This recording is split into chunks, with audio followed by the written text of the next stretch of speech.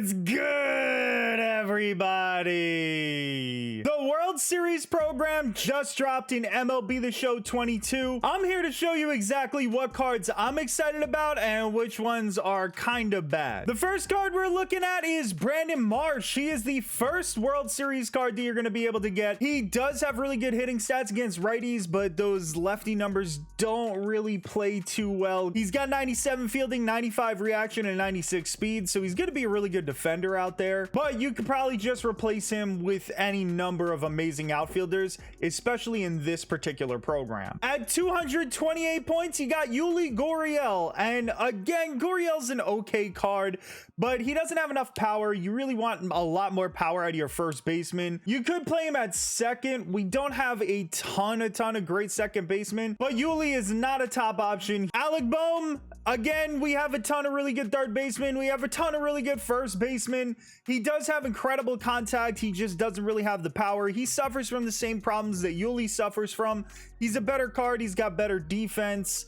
But realistically, there is so many great third basemen in this game that Alec Bohm will never touch your lineup. And again, Chas McCormick, a 98 overall. I guess that's kind of the theme. If they're not a reliever, a 98 is really not going to be good, especially at this point in the year. Once again, Chas McCormick is never seeing the field for you. Brian Abreu has great numbers. He's got 125 hits per nine, 122 Ks per nine, but then all of a sudden he's got only 79 walks per nine. Fastball, slider, slurve, no speed differential. Don't use this card. And we finally reached a card that we do like. We got Seranthony Dominguez, and he's got a fastball, sinker, slider, circle change, and cutter.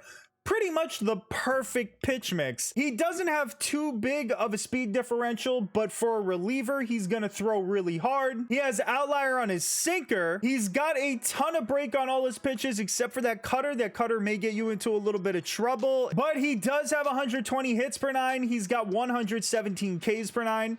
He has 87 walks per nine, which isn't great for a reliever. You can get away with that. You're only pitching him for an inning or two.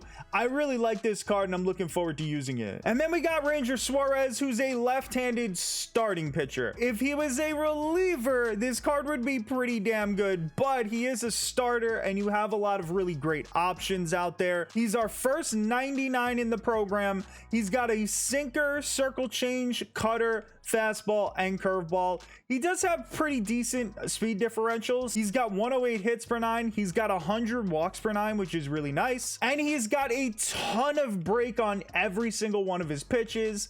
I'm definitely going to be giving Ranger Suarez a try. My only issue is that in the past, I feel like Ranger Suarez is kind of easy to read. If he had better per nines, I'd be a lot more excited about this card. And Ryan Pressly looks amazing at first glance. 125 hits per nine, 125 Ks per nine, 105 walks per nine. And then we go ahead and we take a look at that pitch mix and we run. Just run away. Fastball, slider, slurve, circle change is really not good. Slurves seem to hang like crazy this year. I'm not a big fan of the pitch.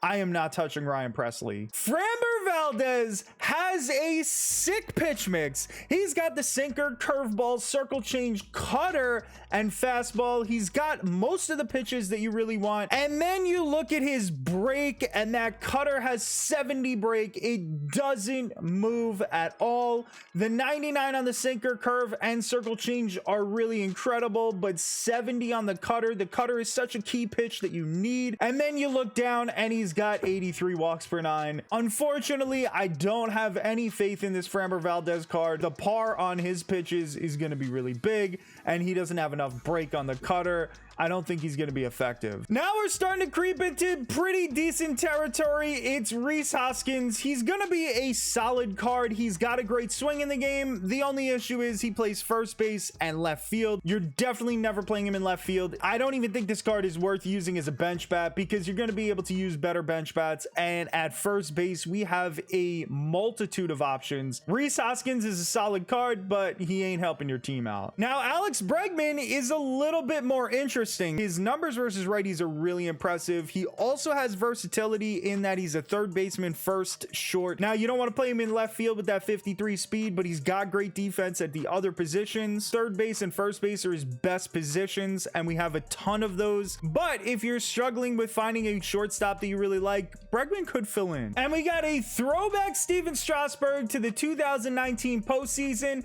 and all I can say about this card is run away. Fastball, changeup, curveball, slider, and another fastball. That is maybe the worst pitch mix in the entire game. He has no per nines in triple digits.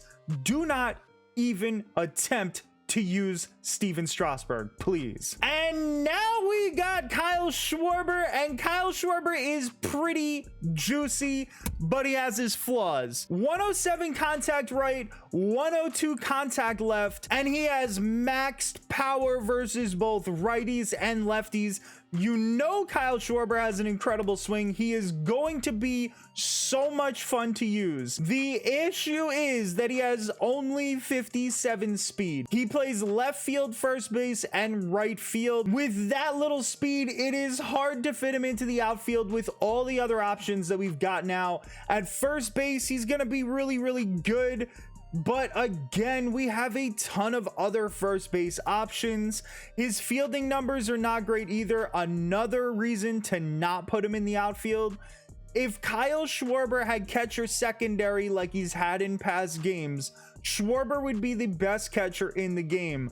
Unfortunately, he does not. But he does have some really great quirks like homebody, pressure cooker, night player, unfazed, dead red, and situational hitter. Your PCI is going to be much bigger as a result of those active quirks. I'm really looking forward to using Kyle Schwarber. I'm just afraid to put him in the outfield, and I don't know how long he's going to last on my team. And we got a throwback George Springer, and this card doesn't have enough contact, period. 124 power versus left is his best attribute, and that is significant. If you really, really like his swing, you can use him as a bench bat versus lefties, but I'm personally probably not using this George Springer. Cristian Javier suffers from the same problems as Steven Strasburg. He's got a terrible pitch mix, slider, knuckle curve, circle change, and fastball. Simply can't use it. He's at least got way better per nines, but realistically, if you're playing against anybody that can hit, even bad players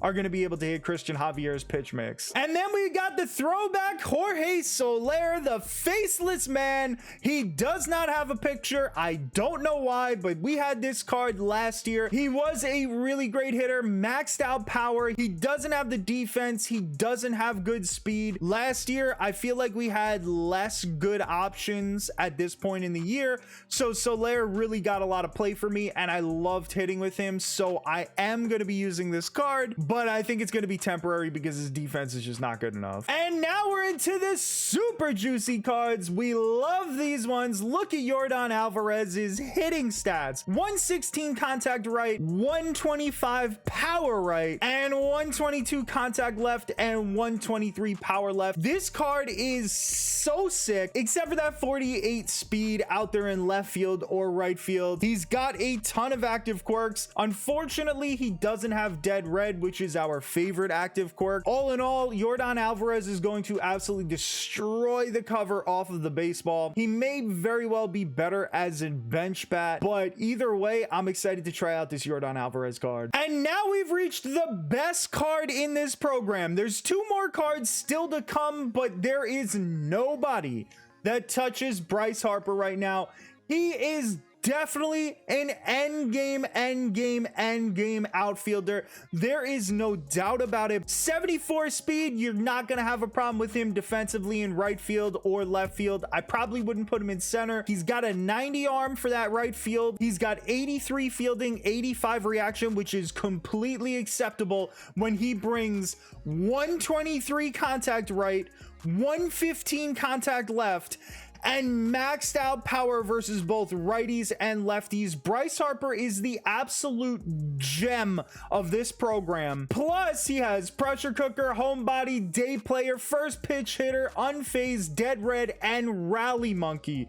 So his PCI is going to be enormous when you go to hit the ball, especially when it's a fastball. Bryce Harper is an absolute beast, and the best card in this program for me, and probably going to be one of the top 5 outfielders for the rest of the year, if not top 3, top 2, maybe even number 1. And then we got Reggie Jackson, which is an incredible card, but feels underwhelming once you get Bryce Harper. Those are great hitting numbers. There's nothing wrong with using Reggie Jackson. He does have 77 fielding and 72 reaction with an 83 arm. You can get away with playing that in the outfield, especially in the corners. He's got 70 speed. That's totally acceptable. But Reggie Jackson is no Bryce Harper. And the final card of the program is World Series MVP Jeremy Pena. And yes, I hyped up the Bryce Harper card. Yes, I said he's the best card in the program, and he is. But Jeremy Pena is no joke. 118 contact right,